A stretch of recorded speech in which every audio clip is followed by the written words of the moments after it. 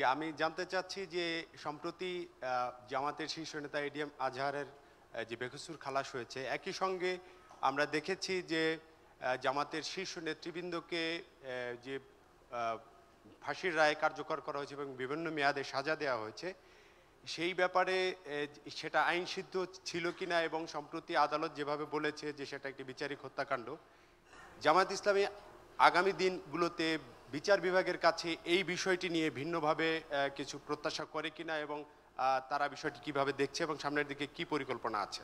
ধন্যবাদ। ধন্যবাদ আপনাকে। খুবই গুরুত্বপূর্ণ একটা প্রশ্ন।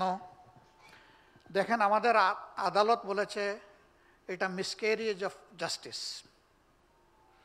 আর ব্রিটেনের আদালত একই মামলায়, সেখানে একটা মামলা কন্টেস্ট করেছিলেন চৌধুরী মঈনুদ্দিন, সেই মামলায় তাদের উচ্চ আদালত রায় দিয়েছে ইটস এ জেনোসাইড জাস্টিস, এটা হলো বিচারের গণহত্যা। মামলা করলেন একটা, তারা বলল গণহত্যা। এটা কেন বলল? কারণ মামলা মাত্র একটা ছিল না, অনেকগুলা ছিল।